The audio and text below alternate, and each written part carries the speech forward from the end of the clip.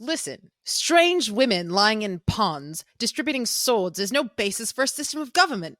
Supreme executive power derives from a mandate from the masses, not from some farcical aquatic ceremony. I mean, I don't know how I thought it could have Uh, been anything else. Amazing. so good.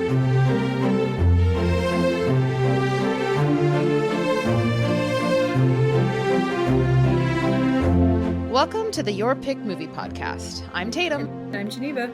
We are two friends who love movies and love sharing them with each other. Each week, we take turns picking a film that is close to our hearts and talk about why it moves us, to tears, to laughter, and everything in between. We celebrate the craft of filmmaking as well as the unique and personal ways we find meaning in the movies we watch.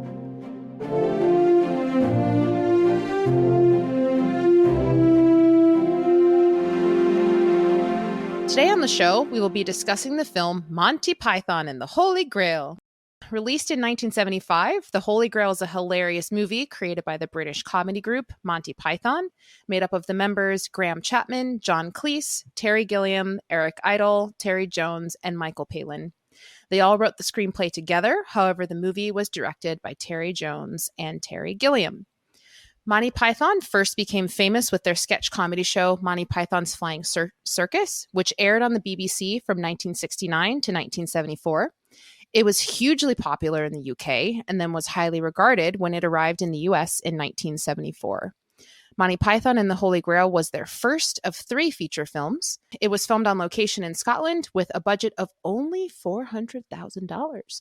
And believe it or not, some of that money actually came from the bands Pink Floyd and Led Zeppelin. So, before I invite Geneva to come in and kind of share some of her thoughts, I just wanted to give you all a short summary of the film. Last week, Geneva expressed her difficulty in creating a summary for Inception because the movie is large, long, sprawling, and has a lot of different philosophical concepts. This movie, I would argue, is even harder to write a summary for because it kind of doesn't really have any sort of plot. So bear with me as we go through this, but here is the summary that I attempted to write. The medieval Arthur, king of the Britons, journeys with a group of knights until they encounter a lord in the sky who tells them to seek the Holy Grail. The quest proves to be unsuccessful, however, as they are all eventually arrested by police officers for killing the film's narrator, who also happens to be wearing a bow tie. So, since the film today was chosen by me, I think it goes without saying that I have a meaningful relationship with it. But before we get into that, Geneva, I would love to hear your overall thoughts. And after watching it, what is your relationship to this movie? So this was my second time watching this movie. It's not kind of one of the, like, my family watches a lot of comedies, but for whatever reason, this was never one of them. So I had seen it before. Not, it didn't make much of an impression on me the first time that I watched it. I don't know what it was about the mood I was in, or maybe I was kind of thinking about other things. But I'm happy to report I watched it the other night and absolutely loved it. It is so funny. Yes! As a big old, medieval history, medieval literature, King Arthur nerd, I went on this long deep dive, Wikipedia deep dive afterward about Monty Python and all the members and all the actual, stories of King Arthur, the individual knights and the relationships between those in the movie. Terry Jones, you probably know this, but Terry Jones, the member of Monty Python and co-director of the movie, is a medieval historian. He went to, I think, Oxford. Most of Monty Python wanted to either Oxford or Cambridge, but he's written books on the Middle Ages. He's a very, very knowledgeable about it. And it's just so apparent that it's made by a group of sort of nerds who are absurdist comedy, geniuses, and just have so much love and also desire to kind of skew that time period, but also in a way that says so much about our own time period and the things that make us human across times and places. there's so many just little references. I love the Terry Gilliam's animation, the way he incorporates sort of original or manufactured to look original medieval drawings, and does all these really fun, cheeky things with them, which is honestly very true to a lot of medieval art. So yeah, I love this movie. So, first of all, Geneva, I am so happy that you love this movie. I genuinely was nervous because I knew that you hadn't seen it in a while and it hadn't really stuck in your mind very much. So yes, I am absolutely ecstatic to hear that you love this movie because I thought you would, but I'm never sure. So yeah. And I also wanted to throw this out there. I don't know if you saw this in your research, but did you know that John Cleese, he actually left Monty Python after I think it was the first 3 seasons, maybe it was 2 of the Flying Circus, because he was like, I don't feel like we're doing anything original anymore. We're just doing the same things. But then when he saw that they were developing Monty Python and the Holy Grail, he was like, "Oh, okay, this is something that I can actually get behind because we're doing something new and innovative, and that's what I want to be a part of." So I just thought of that as you were talking about kind of just the history of the film and people just kind of their focus within the movie itself and their own personal specialties and how that all ties in. So yeah, I think it's very clear, not just for the audience, but also for the cast members and the people in it, that like this is something special and it's something unique. And we all need to, in my opinion, pay attention to it because it's super funny. And Although it's I know it's not very, everyone's humor. yeah. It's very modern too. Like the way it struck me was just, I mean, it's one of those things where a lot of the quirks about the editing or joke rhythms and things like that, you're like, oh, I've seen this so many times. Is this the inception of these things? And it probably is. A lot of the gags also reminded me of. I mean, I grew up on like Airplane and the Zucker Brothers comedies. Like Naked Gun and uh, you know, just like spoof movies, things like that, where it's all verbal gags and visual gags, and they're very quick, and there's just every frame of the screen is stuffed with something funny going on. And the movie felt very much like it, and I was wondering how influential it had been um, on, yeah, just comedy as a whole. Yeah, I actually find it interesting that you said that because I was doing some research for this and seeing how this kind of the whole concept of Monty Python and what they do and what they did even before the Monty Python and the Holy Grail movie came out is they did sketch comedy. And it wasn't really a normal thing back then, at least in the Western world. I don't really know about other places. But so when you think about kind of just the legacy of Monty Python, just the comedy group as a whole, you can wonder, would we have SNL if this had never existed? Would we have had Mad TV or In Living Color or things like that? And I think, yeah, just the legacy of this comedy, we see it today, like you were saying. So yeah. Well, to be fair, sketch comedy did precede Monty Python. I mean, you had stars hosting their own variety hours on television in a lot of the 60s and the 70s. It probably just didn't take quite the same form or have the same sort of style of humor. That's sort of very absurdist, surreal,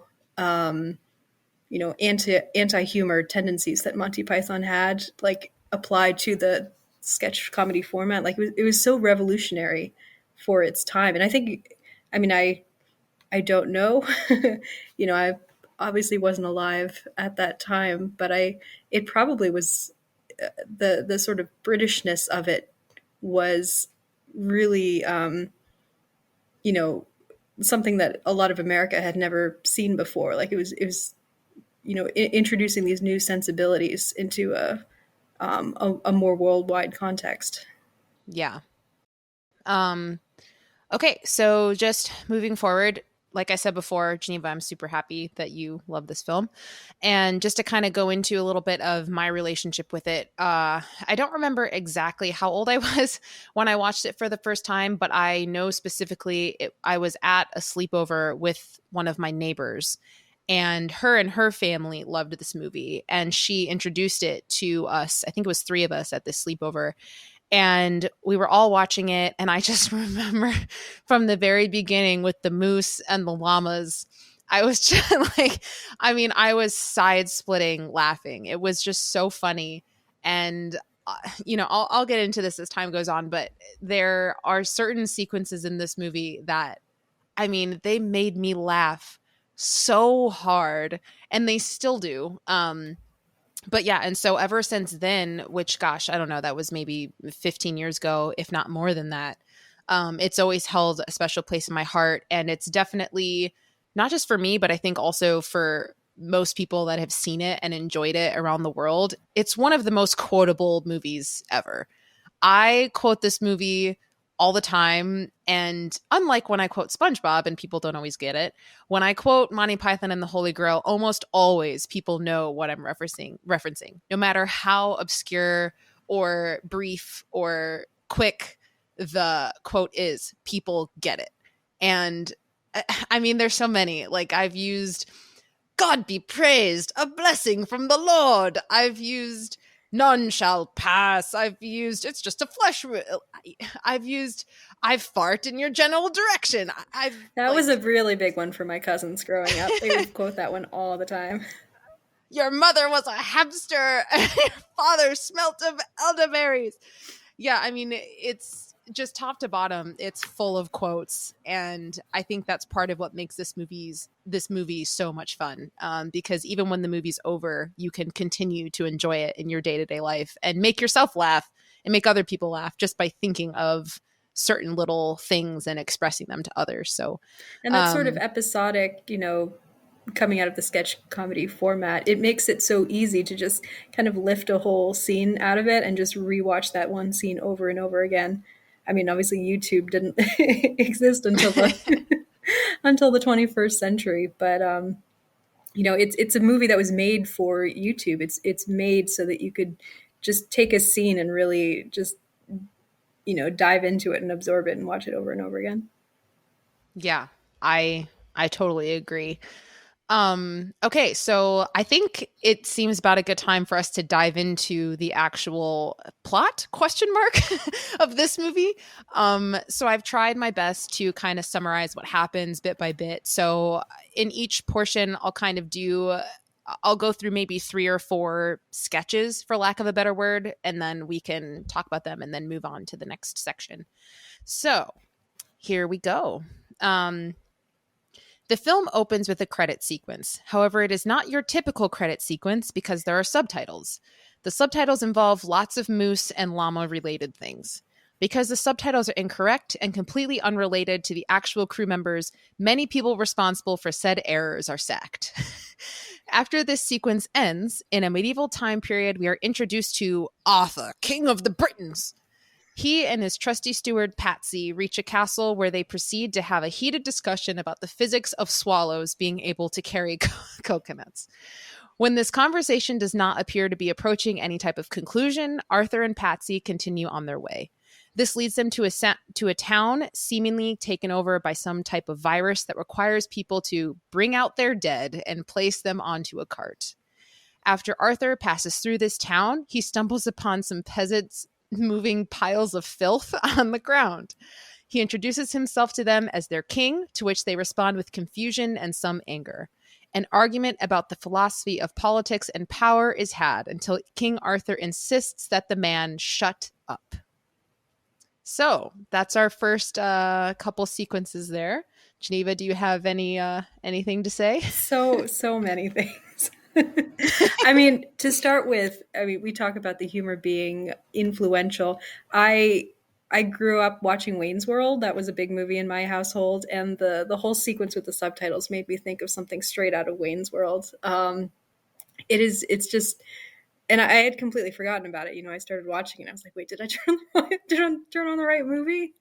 It's so good. It's so good, and it makes me think too of one of the gags later in the movie was just this subtle thing where there's a hand turning the pages of a book, and then this like The giant gorilla gorilla hand. hand or like Yeti hand just like snatches it away, and then later the Yeti hand is the one turning the page, and it's just so, it's not commented on at all. It's just, there's no purpose for it. There's nothing larger that it's contributing to. It's just there, and it's hilarious. I love the fact that this movie starts with several skits, sort of several scenes before we meet any of the knights, and it's just Arthur kind of riding around, getting the lay of his land, and setting up this sort of contrast between the brutal, sort of dirty, shit-filled, muddy world of the peasants, where I love the fact that every time you see a peasant, they're just like moving piles of mud around, or like, They call it filth. yes, There's some lovely filth down here. oh, we love just burying in the filth, or just like, burying their head in a random basket, like they're just doing nothing. Or hitting the grass with sticks for no reason For at no all. reason. It's just the absolutely absurd pointlessness of this existence, and the humor and the brutality of just like, oh yeah, people are just dropping dead every day, so we just have like, we have a collection to take out the dead people, like we have the garbage. They'll be stone cold dead in a moment. Yeah. This movie, even though they're very different and entirely unrelated, but this movie does remind me a bit of 30 Rock, in the sense that there's some people that don't like 30 Rock, and that's fine. But 30 Rock is a type of show where there are so many jokes in so little time that if you blink or you're not paying attention, you'll miss one of them. And I find that this movie is the same thing. There are so many jokes that if you look away for 2 seconds, you're going to miss something that's hilarious. And that's one of the things I love about this movie. It's just nonstop fun, nonstop from beginning to end.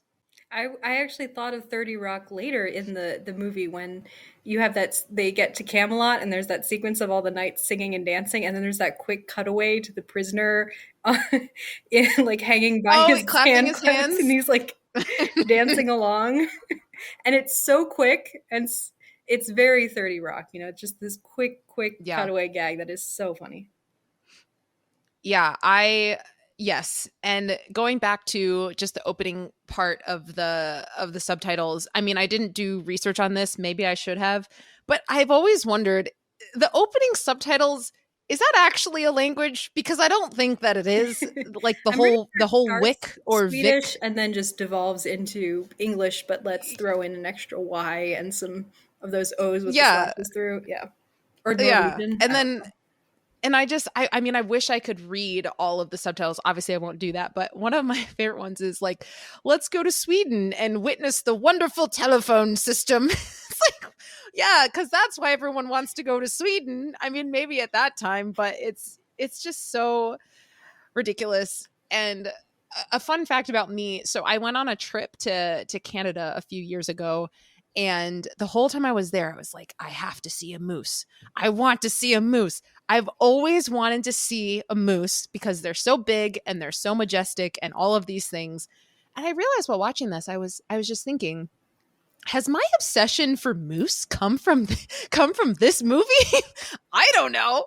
But it was just a thought that occurred to me. I mean, probably not, but I mean, they just talk about moose so much in the beginning. It just made me think of that, and just how many different roles they came up with, of someone who does antler care for the moose and someone who does stunts for the moose. Like, it's absolutely insane right off the bat. It's you just sit back and you just think, what am I watching? And it just throws you in right away, right away. And I love that. It's no holds barred. You're either in or you're out. Are you in? And for me, I just say, yes, I'm in. So yeah, absolutely. Yeah. I will say too, the scene with the peasants debating the merits of constitutional or democratic procedure versus absolutist monarchy. It's probably the scene that I have rewatched the most over the years. It's so funny because it's just, I mean, you can't. It's hard to dissect humor and make it still funny, but it's so absurd. But it also has these really interesting, cogent political points. But it's also just stupid. It's just this great blend of all of these things. These incredibly radicalized, well-spoken peasants just wallowing in filth.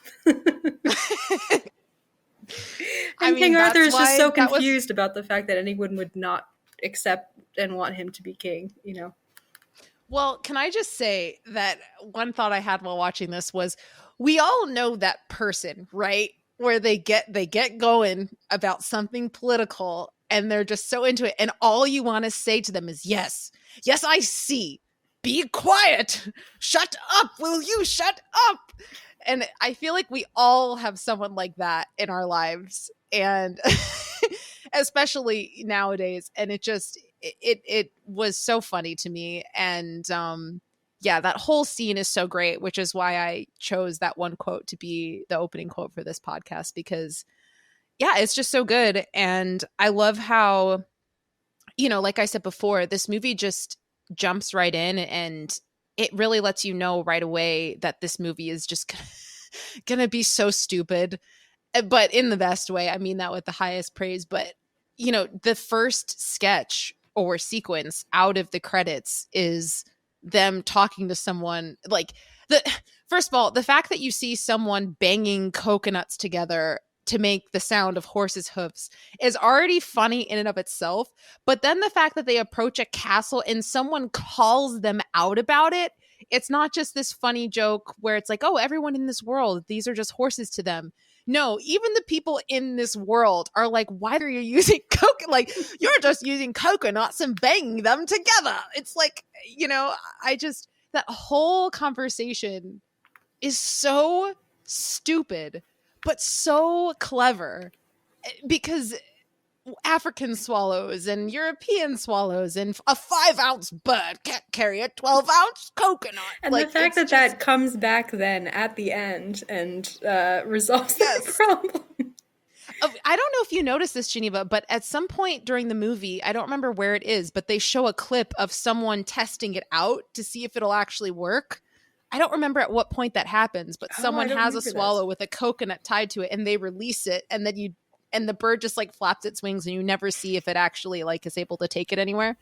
But they do come back to it at that moment too. That's amazing. Ugh, so good. Okay. So continuing on, as the story continues, Arthur and Patsy enter a forest where they're introduced to the Black Knight. The Black Knight appears to be a skilled fighter as he defeats an unknown foe. Impressed, Arthur approaches the knight and asks him to join him on his way to Camelot. The Black Knight refuses, which makes King Arthur sad. When Arthur tries to move on, the Black Knight insists that none shall pass. The two then enter into a sword fight, which Arthur wins by cutting off the Black Knight's arms and legs one by one, because the Black Knight insists that he can continue to fight even after each limb is removed. Having won the fight, Arthur continues on until he comes to yet another town where a mob asks a man named Sir Bedivere if they can burn a witch. They have a lengthy discussion in order to determine if she is indeed a witch and therefore justified to be burned. Through how he leads the mob through this inquiry, Arthur is impressed and convinces Sir Bedivere to join him on his journey to Camelot. Next, we're introduced through a picture book to the rest of the group members that will join Arthur on his journey. This is then followed by the Knights of the Round Table introducing themselves through song. As the crew is now complete, a lord appears before them in the sky and reveals that Arthur's purpose in life is to seek a holy grail. Then we see an animation of the movie's title. So, yeah, coming from that, Geneva, was there anything in those sequences that really stuck out to you or that you particularly enjoyed? I mean, so much. Like the Black Knight saying, "It's just a scratch," while both his arms have got. I mean, that's just an all-time classic. You can pull that out and reuse it in so many different situations. It's just great. I had not remembered the she's a witch, bird and the witch sequence, and I thought that was hilarious. The way Arthur is so impressed by Bedivere's wisdom and his knowledge of science, and he's applying this logic, but it's all completely absurd logic. Oh, witches burn, wood burns, so a witch must be made of wood, and a wood floats, and a duck also floats, so she weighs as much as a duck. And then as the capper to the sequence, they weigh the woman. She somehow weighs the same as a duck. They're like, she's a witch, and she's like, yep, fair play. Makes sense. Yeah, she's like, yep, it's fine. That's the way the system works. The thing that I really love about that sequence, I mean, all of it is so great. Like every single, because you watch it and you just think, how much further can they take this gag? And then they keep going of, it's not my nose, it's a false one. They dressed me up like this. Did you dress her up? No. Well, yes, we did. Well, it's like they just up the ante every single time. The moment where John Cleese is like, she turned me into a newt. They're like, did she? I got better. She's like, well, I got better. I was just absolutely on the floor. That is my favorite part of that sequence. Seeing Bedivere interact with the peasants. The peasants are like, they're trying so hard to just burn this witch, but they're all just completely clueless. And my favorite, I mean, this could possibly be my favorite line in the whole movie. I don't know, but it's so short. Maybe it's just my humor. But when Bedivere asks what floats in water and they're naming all these different things, and then John Cleese's character goes, very small rocks. It's like, very small rocks do not float in water, but that is like his best guess. Very small rocks. And then like ending with that makes the contrast of jumping from that to King Arthur being like, a duck. And everyone's like, whoa. It's like, that's actually also kind of a stupid answer, but I guess in this context, it's not. So yeah, I love that whole sequence. Just makes me laugh super hard. So yeah. Yeah. I mean, what you have throughout this movie is just again and again, it's these people who are sort of trapped in this system and trapped in these roles that, the form of the King Arthur legend tells them that they have to take, or the form of the medieval feudal system tells them they have to take. And they're just pointing out the absurdity of it, but they're also subservient to it, and they also just accept it. And it's just such a universalizing, I think, idea of, what if some of the science that we are saying today sounds as absolutely absurd and ridiculous as what Sir Bedivere is saying, and is being canonized for, not canonized, but you know what I mean. Yeah. It's just such a, you see so much of modern day absurdity can be, parodied through these sort of medieval tropes.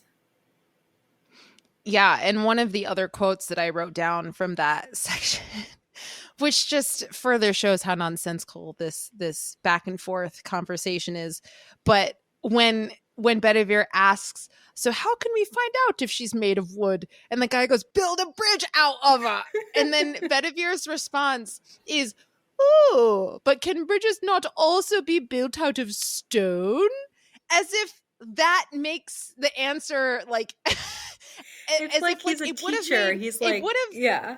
It's like the logic of that is it would have made sense to use that logic to determine if she was a witch if bridges were not also built out of stone. If bridges were only built out of wood, that would have worked. That logic would have tracked. So it's just like, what is going on? Oh gosh, so good. So going back actually a little bit to the Black Knight, because I feel like we have not talked enough about that whole section because it's absolutely epic. I feel like everyone knows this sequence in some way, shape, or form, even if they haven't seen the movie. Mm-hmm. Can I say too, it's a legitimately pretty good sword fight that they're having prior to him lopping off the ball of the Black Knight's limbs. Like, considering the fact that their budget was so small, like this is pretty good, Yeah, I mean, for me, I feel like it's kind of supposed to be a joke because they're like, hiya, Yeah. I feel like for me, it reminds me a little bit of The Princess Bride, because in that movie, a lot of the fighting choreography is like a joke because it could have been so much better, but they're intentionally like making it Excuse you, The Princess super. Bride's choreography is the greatest sword fight ever filmed, but go on. I mean, for its purpose, yes, Yes. but also I feel like this. I mean, it's super fun, but also it just makes me laugh because all of the sounds and just everything are so funny. Um, but so I think one other thing I wanted to touch on is the fact that I just wanted to make sure we don't skip over this before we get to the actual part of Bedivere talking to the peasants about burning the woman as a witch. We cannot forget about the people who maybe look like monks walking through the street, hitting their heads with pieces of wood. Or possibly It's Bibles, I couldn't quite tell, but yes. No, it's wood. Oh, is They're it? like slabs of wood. Yeah, it's completely unnecessary. But that's what makes it necessary because we have to have it because it's super funny and Yeah, ridiculous. I mean it takes that So idea of self-flagellation to another level. totally. Um. Okay, so yeah, after this part, after we see the animation of the movie title, we continue on. So as we move forward in the story, Arthur and the gang reach a castle inhabited by some Frenchmen who claim that they already have a grail. When Arthur insists that they allow them to enter and see the grail, the French refuse and force them away by launching animals over the walls. The gang, following the brilliant mind of Sir Bedivere, build a large wooden rabbit that they can hide inside of in the hopes that when the French take the rabbit into the castle, some of them can jump out and pursue the grail. However, this plan fails when it is revealed that no one has actually hidden inside the rabbit. We then cut to the film's narrator dressed in wardrobe clearly from the modern day. However, after talking for only a short time, a knight rushes by and cuts his throat, killing him. The film then reveals that the gang has split up. So first, we find ourselves following Sir Robin. Along his path, he bumps into a three-headed man who then decides whether or not to kill him. While they argue over that, among other things, Sir Robin escapes. Next, we cut to Sir Galahad, who is caught outside in a treacherous storm. Eventually, he stumbles upon a castle and goes inside to seek refuge where he encounters some innocent temptresses.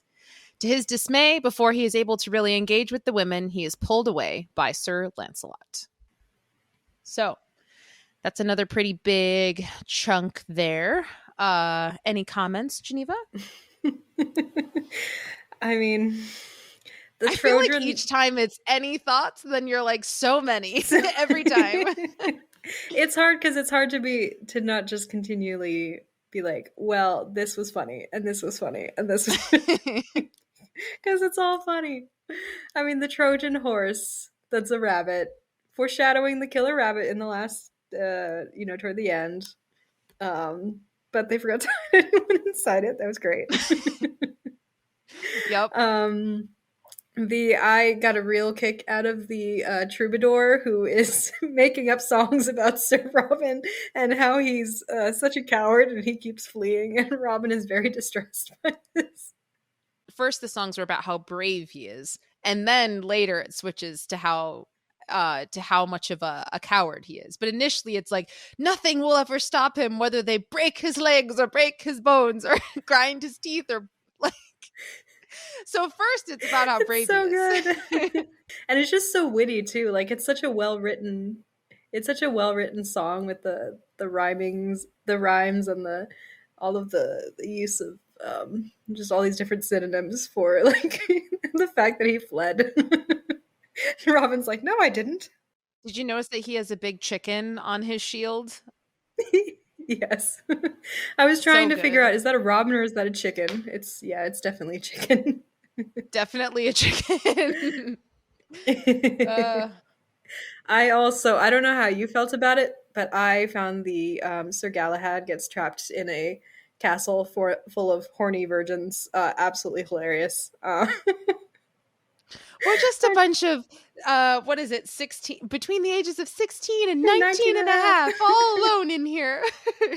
When she's like, "Oh, you need medical attention. I'll call the doctors." And these two like teenage girls come in and he's like, "They're doctors?" And she's like, "Well, they have some medical training." It's so funny.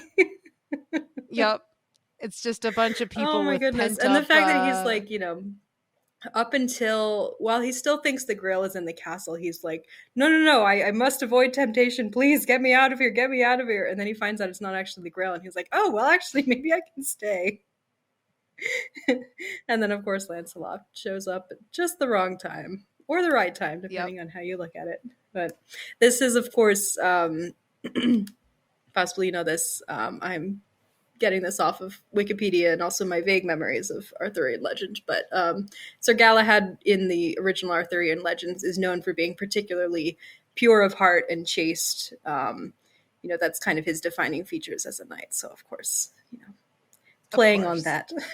Yes, but yeah, before we get too far ahead of ourselves, I just wanted to go back to the French, the section with the Frenchmen, because that, I mean, so much happens there. And like, I mean, again, just the mind of Sir Bedivere is an interesting place to be, because in this world he has so much wisdom, but to me, I'm like, dude, you crazy. 'Cause it's like, I don't even understand.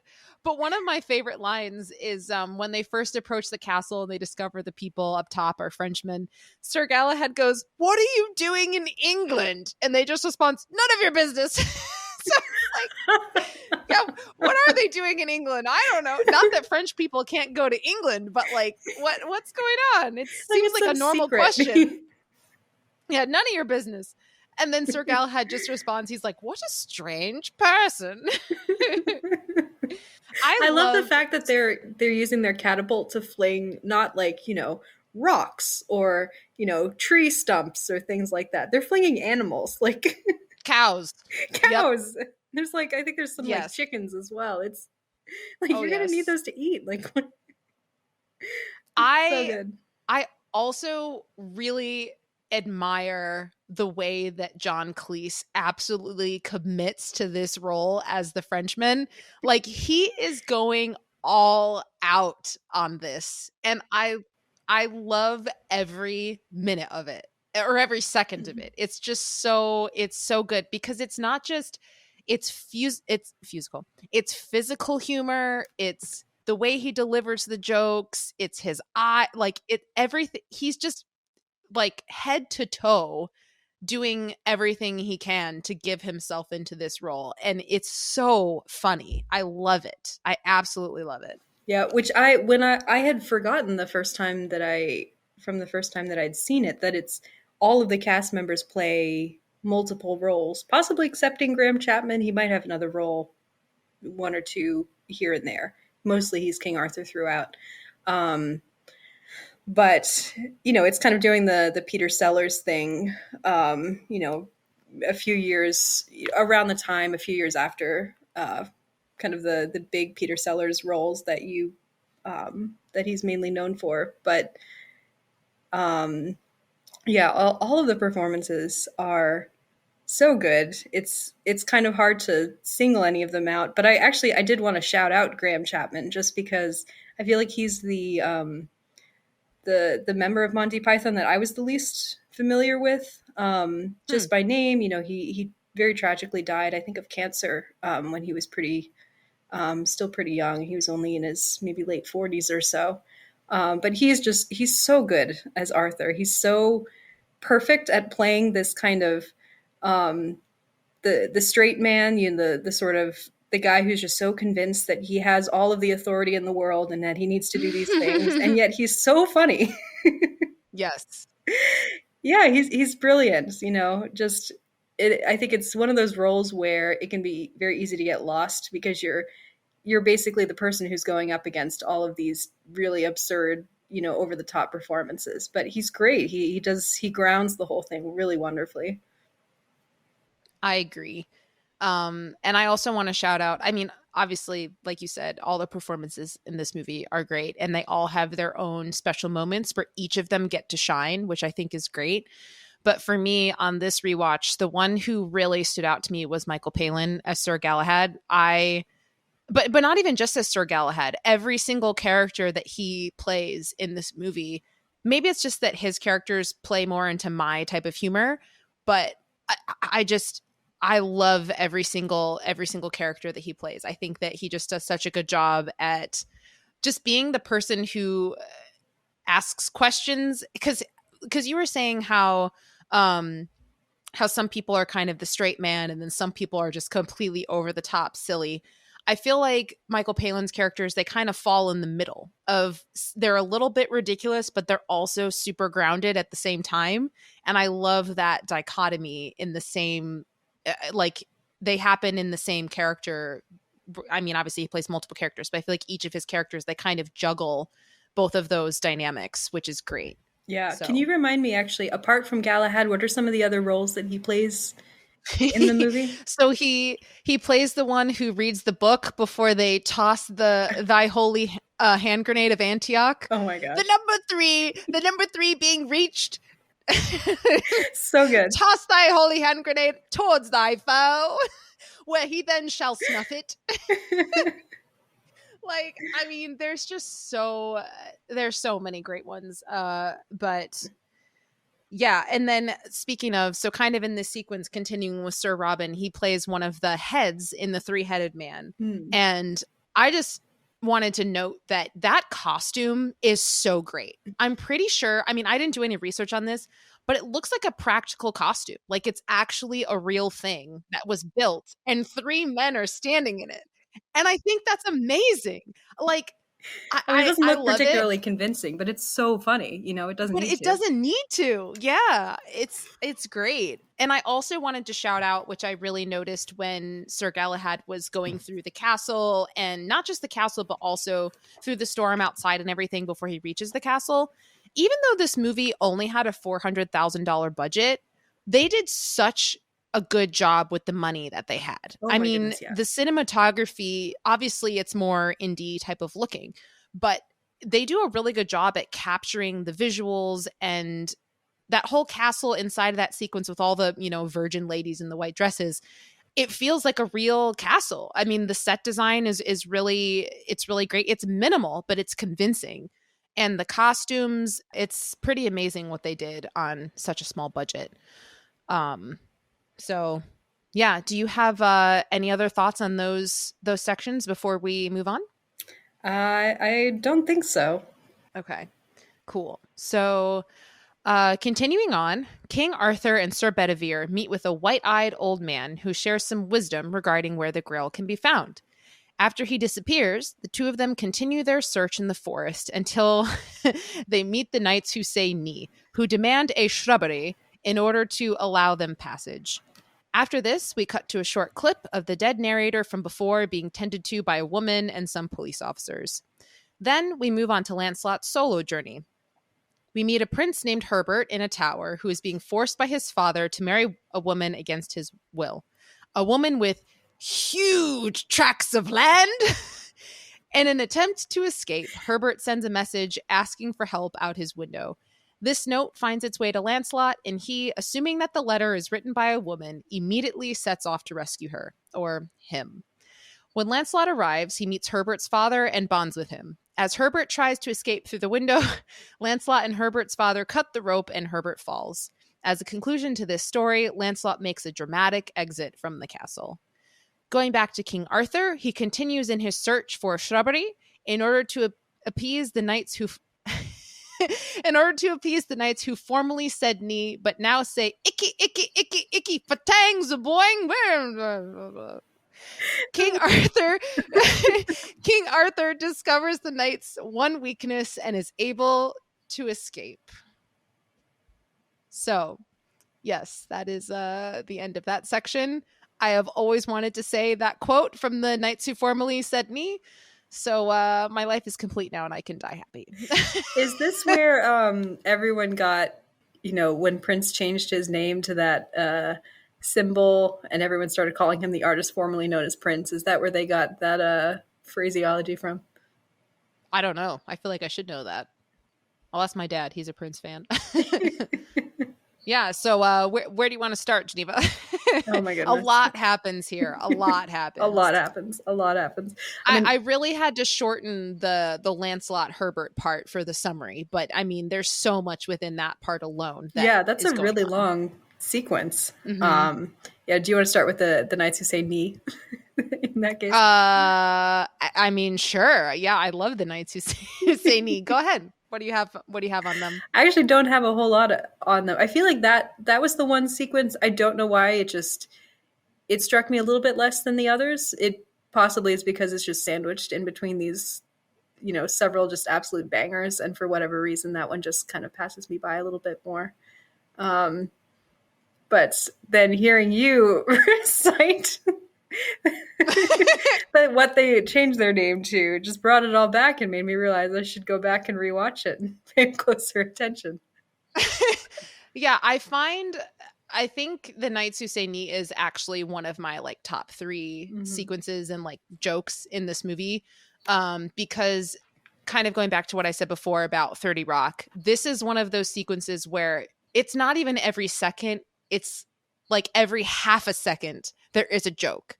And so one of my favorite aspects of this sequence is not just the main guy, like the main knight who says knee, who's kind of doing most of the talking. Whenever he says anything, he's got his little minions behind him who just echo him. So he says things. He's like, "We are the knights who say knee," and then everyone just goes knee, knee, like little bat, like just little commentaries of just saying things. And especially when he comes back later and he's like, "We're the knights who formerly said knee," and they just go knee. And he goes, "No, no, no, no. Now we're this." And then he goes, "Icky, icky, icky, icky." And he says the whole thing. And then someone else goes, "Knee." And he's like, "No, we're not knee anymore." So, like, and I can't even say all of the quotes and all the timings of it, but there are several moments where his little minions just echo knee at the perfect times, and it's so funny. I can't even imagine how many times they rehearsed it, or if they just kind of flung it out there and were just said, "Hey, whenever you guys find this funny, just go ahead and throw a knee out there." I don't know how they did that, but it's so funny, and I love it. And I love how King Arthur interacts with him because, like you were saying before, he's always so regal and so serious.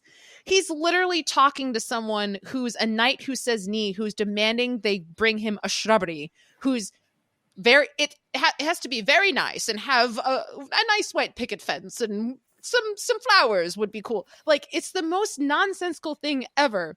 And King Arthur is like, "Oh yes, of course, good sir, knight of knee. Oh yes, knights who formerly said knee." Like, he's just such a straight face standing in front of the most outrageously ridiculous thing ever.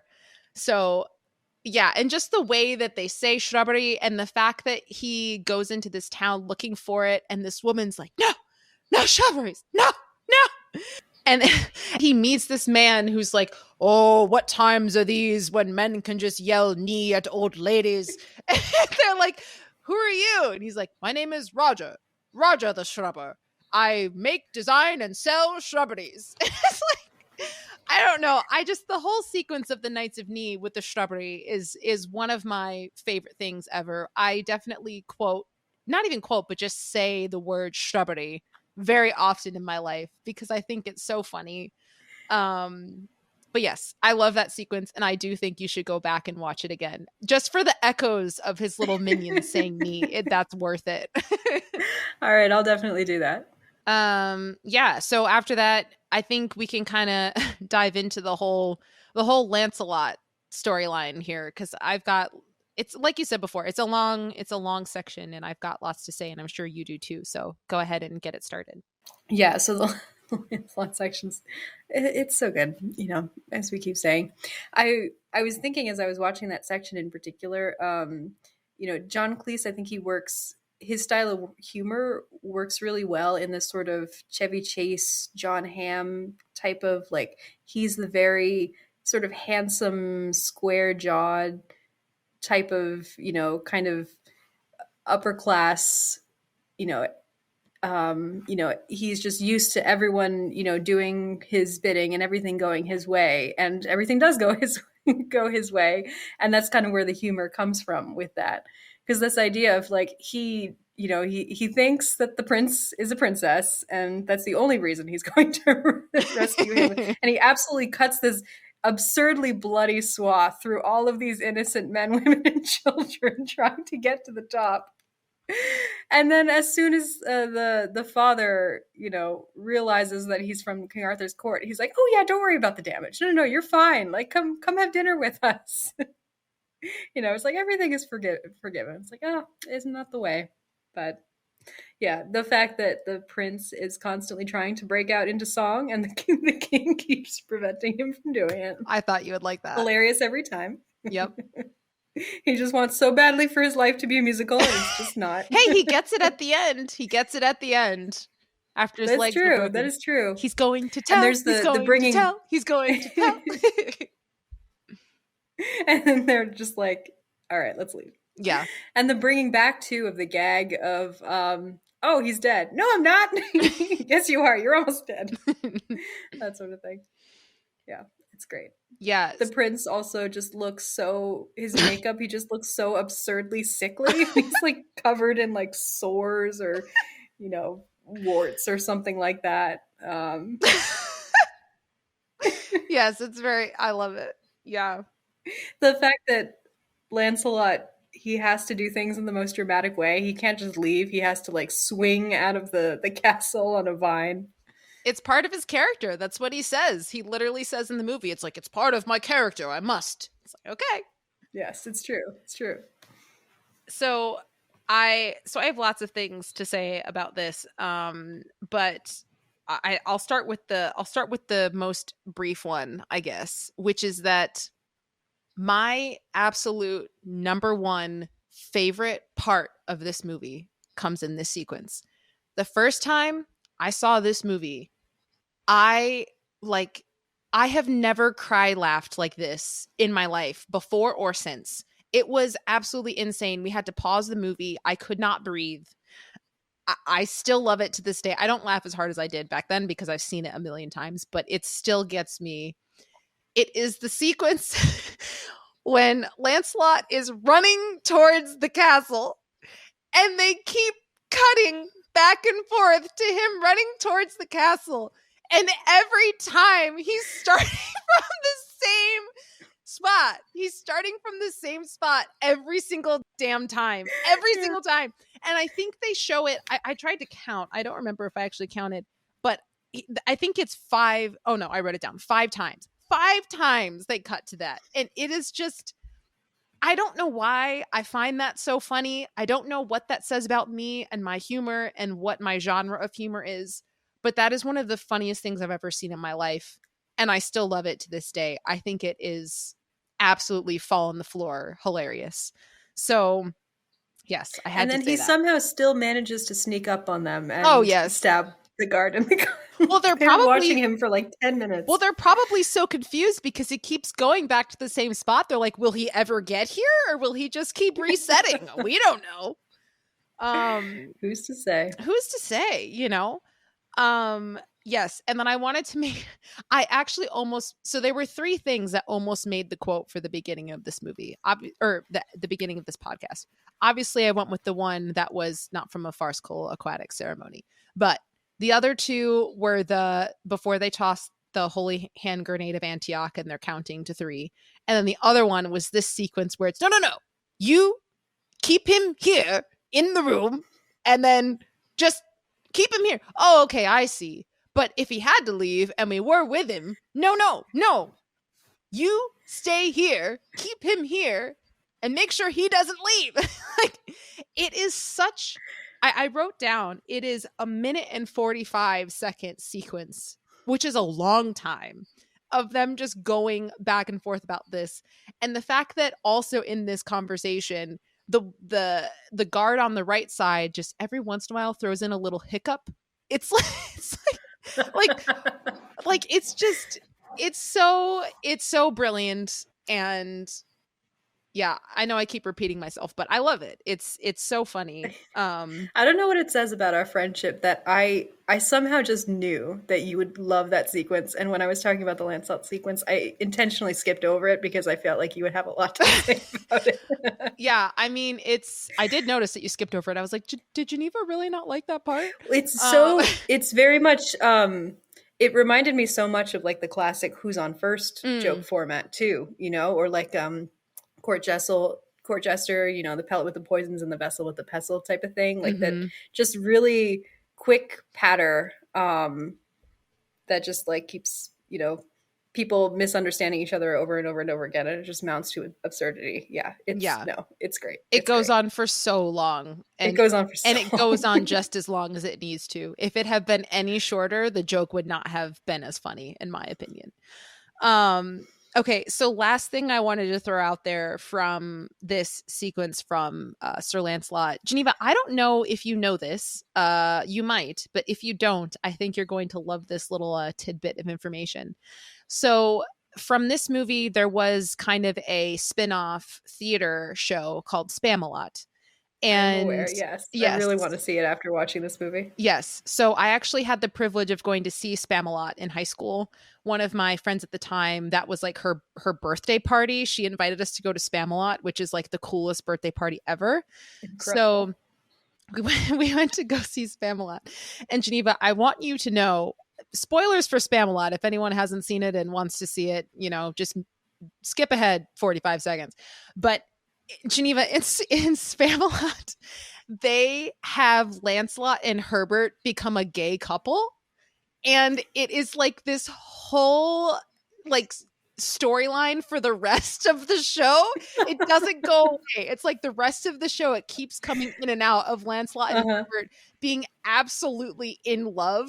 And it's like it's the greatest thing ever. So if and when you see Spamalot, you have that to look forward Mhm. to because it's super well done and it's really funny. Now that I've said that, you can kind of see how the story could go in that direction, right?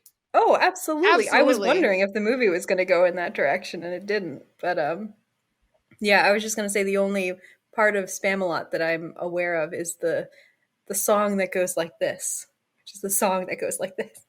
I have no idea where it comes in the show, but for whatever reason, I just stumbled across a YouTube clip of that. Might have been from like the Tony's performance or something like that, and I've just watched it dozens of times. I've seen nothing else from the show, but that song is so funny. Maybe we should go see it together. That'd be fun. I would be down for that. Yeah. Okay. Well, I think I was going to say we've exhausted that section, but I don't think that's possible, but for the sake of I mean, time. I don't think we've remotely exhausted anything in this movie, but Right. move on we must. Maybe we should just do a live stream of us watching the movie. Of us Oh watching the my gosh. movie. Yes. But We'll move on to anyway, commentaries. yes. So, okay, here we come into my last summary section here. So, but also Geneva, this discussion is so much different from the last one. Like this one's just like us joking around and it's great. Um Uh-huh. okay, so here we go. So, there was a cartoon of the group all reuniting to continue their quest. They meet a man named Tim who shows them to a cave that they can pass through in order to find the Grail. But the cave is guarded by a most dangerous threat, a flying rabbit that can kill men by biting their heads off. Just look at the bones! The gang then summons the holy hand grenade of Antioch, which they then launch at the rabbit. After the rabbit is blown to bits, the gang passes through the cave where they are then chased by a large lizard dragon. After the group outruns the monster and escapes the cave, they meet the same man with white eyes from before. He is the keeper of the bridge that they must pass. In order to be given access to the bridge, each person must answer 3 questions ere the other side he see. Some people answer the questions incorrectly and are therefore thrown into the canyon, including the white-eyed man himself. At the end of it all, only King Arthur, Lancelot, and Sir Bedivere pass through. In the process of this, Arthur and Bedivere lose track of Lancelot, who has been arrested by the police and is being patted down.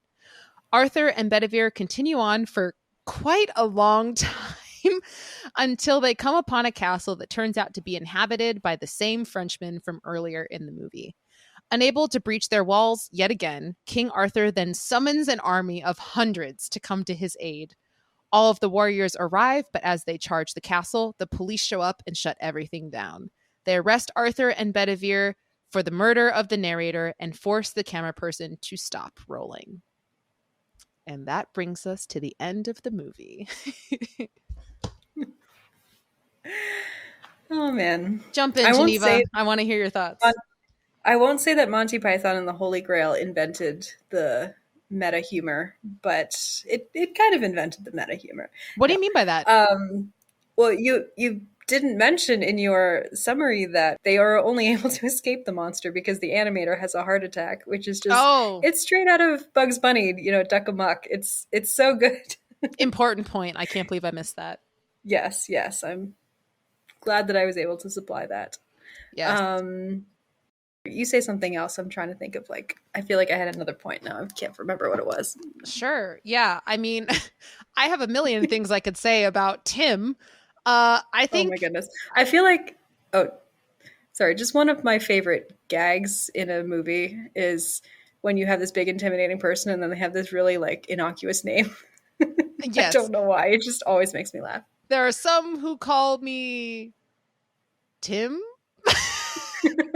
It's the question mark. Yeah. I notice how in my summary I said man question mark because I don't know what he is. He's got ram ears or something. I'm I don't know what's going on. Or ram's horns. I don't know. But yeah, I feel like with Tim, he's kind of grown on me over time. When I watched this movie the first time, I didn't really find him all that funny. And now I think it's so funny how excessively he's just blowing things up. So many things. And then he picks up this stick that shoots a rocket out of it. It's like a flamethrower stick that shoots rockets. He's just, the fact that he is just burning and exploding absolutely everything around him for literally no reason is just, it's so, it's just great. I think it's fantastic and it's so excessive. And there's so many things in this movie where if they hadn't have been as excessive as they were, they wouldn't have been as funny. It's like they take every joke almost too far, but it's that brilliant place where they stop just before it comes too much.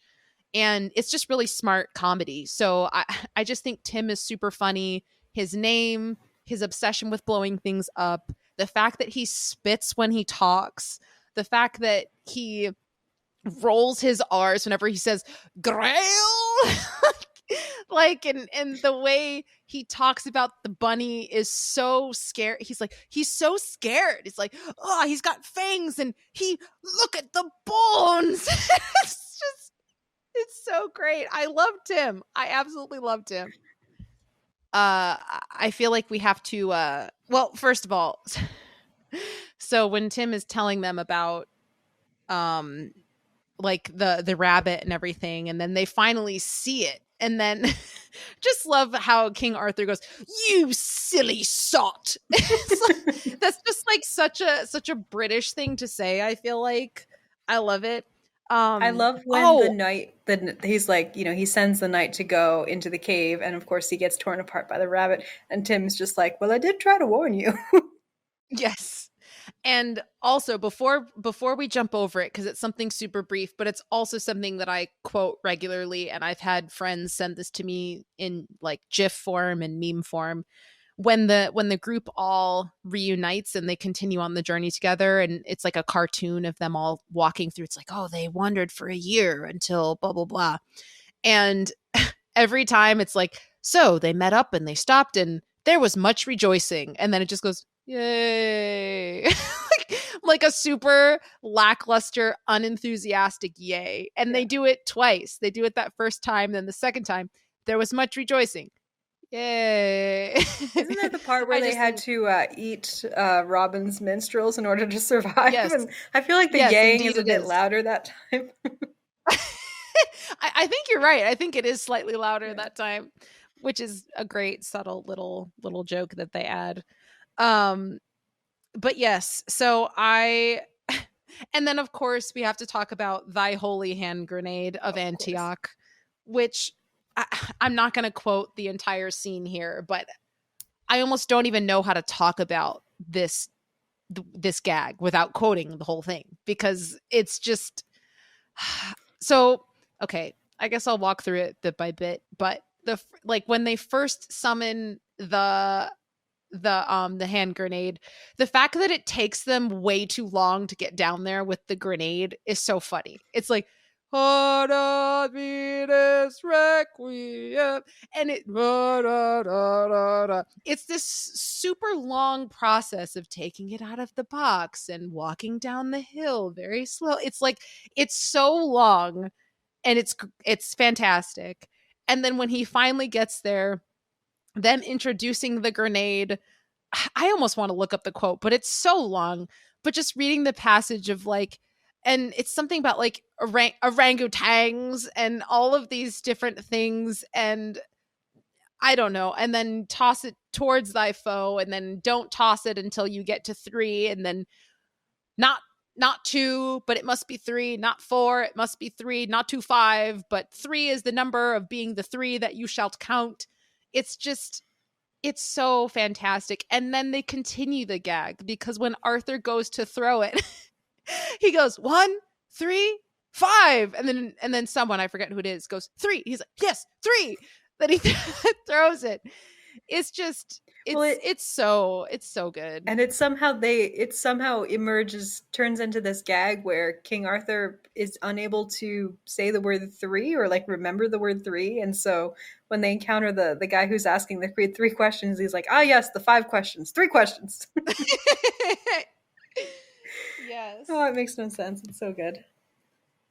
Yeah, and I also have to note how, because I think I forgot to say this before, but there is this running gag in the movie that I also quote a lot, and I've had people quote to me the "get on with it," like "get on with it." I just love how that's thrown in at random places throughout the story.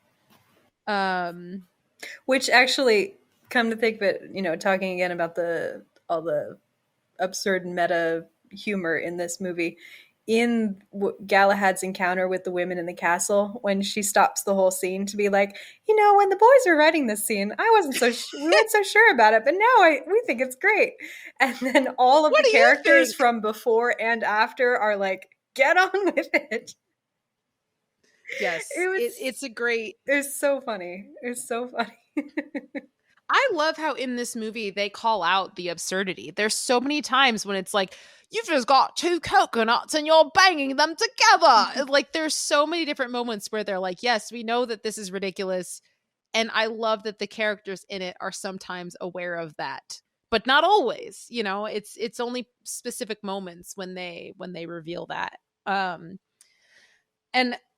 yeah, I also love how when they show the police officers here, like their progress in kind of the case that they're studying of who killed the narrator. When we cut back to them in this sequence, you see them doing research by the shrubbery from before, where the Knights of Ni, or who formerly were called Ni, it's like you can see them progressing and catching up to them, which I think is super. Steps, yeah.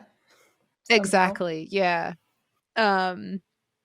So yeah, the whole holy hand grenade of Antioch is just killer comedy. And then obviously we have the sequence within the cave where the one priest guy is reading the ancient inscription, and he's like, and then I forgot about that. And they're like, well, if he was dying, he wouldn't write the word ugh. He's like, well, I'm just reading what it says. Like, maybe it was transcribed. There's no way it was transcribed. It just says ugh. There's that one line where someone's like, maybe he's referring to Castle Ugh. Oh my gosh. Yeah. It's just every single second of this movie, they do not waste any time. It's like this movie is, I think, an hour and 32 minutes, but they fit more comedy in this movie than most other comedies I've seen, even if they're like 2.5 hours. It's so masterful, and it's really impressive. I think it's kind of a miracle that they did this, but that's why they're one of the most famous comedy groups of all time, and one of the best comedy groups of all time, in my opinion. But yeah, I mean, Geneva, we can discuss the part where, at the bridge, if you want, where he asked them the three questions. For me, that joke doesn't land as much as others do. I mean, obviously I love it, but I think it's something for me that hasn't, most of this movie, I still find it funny all these years later, but this sequence, it's kind of like, I know the joke of this. It's not as funny to me anymore. I still think it's funny, but it doesn't hit me as hard as the other jokes, but I'm not sure about you. Yeah, I thought it was, I mean, it wasn't my one of my top sequences in the movie, but I thought it was funny enough. I think it's just the capriciousness with which he asked the questions. Like, he just seems to Mhm. alternate, like, asking incredibly easy questions and incredibly difficult questions, and they're just none of them are prepared. Um, Geneva, do you know what the capital of Assyria is? Was Assyria ever even a place? I don't even know. Kingdom of Assyria back in like ancient, ancient civilizations. I could not tell They you what the probably didn't capital have was. they probably didn't have capitals Yeah. back then. Wherever the king lived, I guess, was probably the capital, but I don't know what that would have been. Yeah. And they also, I love how they bring the swallows back into Hmm. this. What is the airspeed velocity of a swallow? What do you mean? An African swallow or a European swallow? I don't know that. Ah! I just love all the reoccurring gags in Yeah. this movie. I love when Galahad gets the incredibly easy question about the color and he just, blue. No, wait. It's like he gave the wrong Yep. answer. He didn't give the right answer to what's your favorite color. Oh, it's so good. Yeah. Yes. Um, and then following this sequence, something that I just it's so it's so funny to me. I know some people find it boring and they skip it, but this incredibly long scene of Arthur and Bedivere traveling on their quest from the bridge until they stumble upon the castle where the Frenchmen are. I didn't time it, but it is such a long sequence of them walking through swamps, walking on fields, finding a boat, traveling in the boat over water, then walking in swamps again. It is such a long sequence that is so unnecessary, but it's just so funny. And they've got the whole like angelic choir music Hmm. going while they're on this journey, making it seem like they're leading up to something like, oh, maybe they're actually going to find the Grail when they reach the end of this. The music is building. And then, nope, it's just the Frenchmen. And then that doesn't even amount to anything. Yeah, the cyclical nature of it, Bedivere is the first one he discovers and the last one with him, which I was refreshing my memory on Bedivere, and he was in the Arthurian legends. He's kind of the first knight that appeared in the Arthurian legends. So kind of in a sense Arthur's oldest friend, or the first knight of the round table. So it's He's the appropriate. Sancho Panza to Don Quixote. Yeah, I guess. Yeah. Yeah. It's Sorry, like, I have sorry, a it took a minute to process that. yeah. I had to read that in college Oh, as a gotcha. Spanish major. It's a very very difficult book to read and it's very long. Yes, I can Anyway, imagine. um yeah, so I think, first of all, I think it's hilarious how King Arthur continues to battle large stone castles with swords. Yes. Uh, it's not going to Yeah. work, buddy. Sorry. Yeah. It's never going to work. I don't know why you expected to, but all right. Charge the Um, castle like that's going to do anything. yeah, exactly. But then, of course, as I said before, he summons his army, right? And we don't know where these people come from, but there's definitely hundreds of them, if not thousands. I don't know. But he summons an army and he gets them all to charge on the castle. And then one of the best endings to any comedy movie I've seen. The police officers catch up with them, and they're just like, "Wait, what's going on?" Like they King Arthur just looks so confused in that moment when the police officers show up, because the fact of the matter is I don't think we actually know if one of them killed the narrator in the beginning, because we never see the person that does it. It's just some random guy No, on a horse it's who's wearing a helmet and armor. yeah. I don't know if we get a good look at the colors or the emblem on the knight.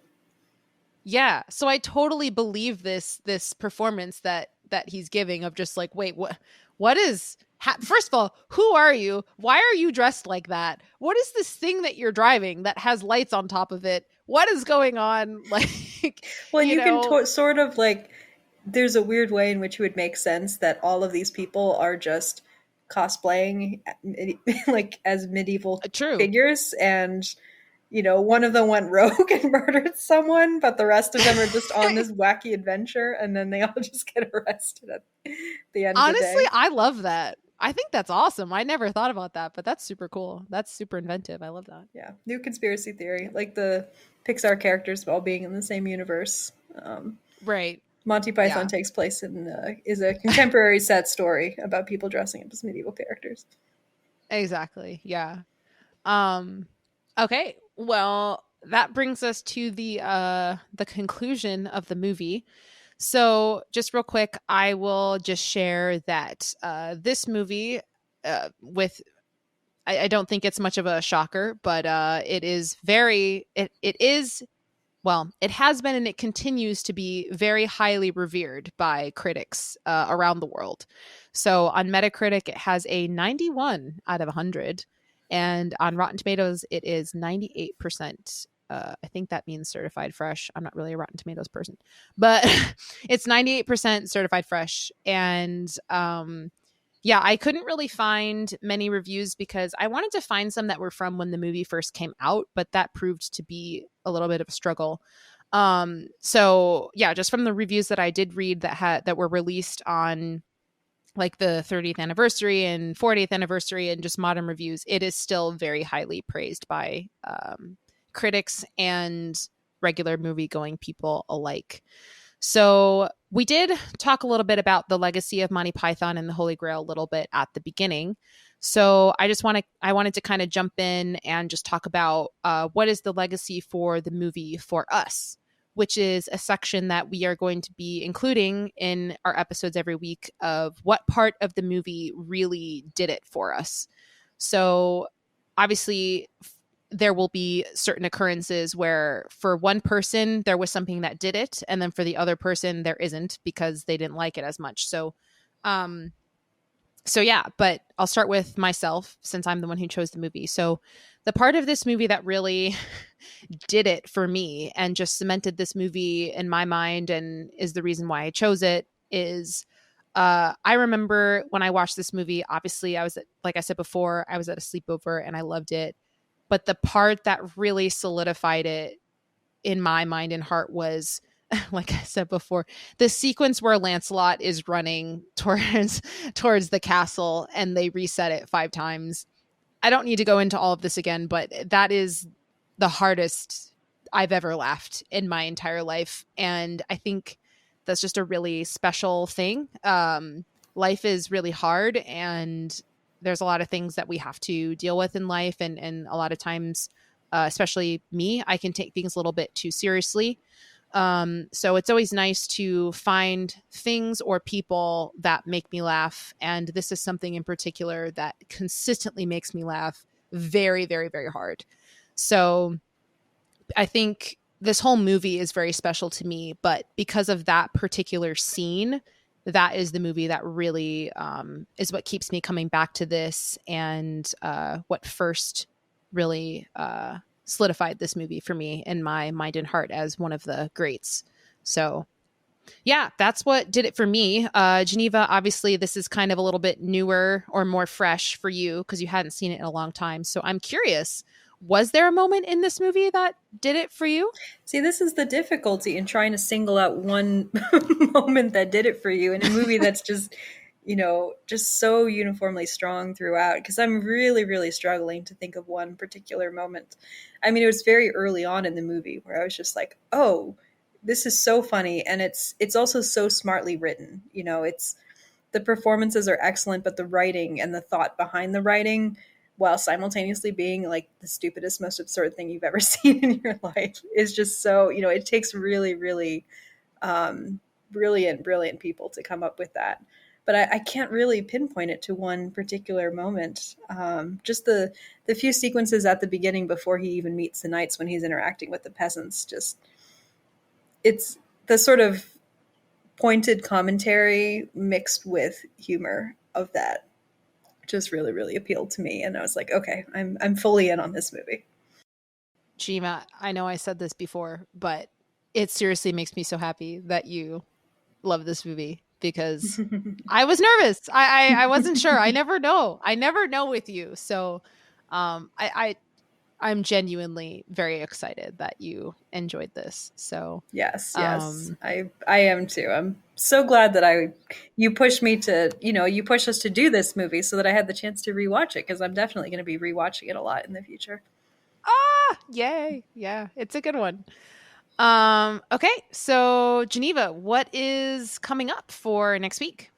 Next week, we are going to be diving back to the 1960s with The Apartment, directed by Billy Wilder. Yes, I'm very, very excited to rewatch this movie. It's been a few years, but Billy Wilder's one of my favorite directors. And yeah, I just think an excellent movie, but excited to hear your thoughts. So I'm excited to provide them. Yes. Okay, well, that's it for us this week, you guys. So yeah, we'll talk to you next week. Thanks for listening. If you want to get in touch with us, you can email us at yourpickpod@gmail.com. Our theme song was composed by Joel Rushton, and our podcast graphic was designed by Kara Shin. If you like this show and want to hear more, please rate and subscribe on your favorite podcast platform. We're so excited to have you on this journey with us. Until next time. Bye.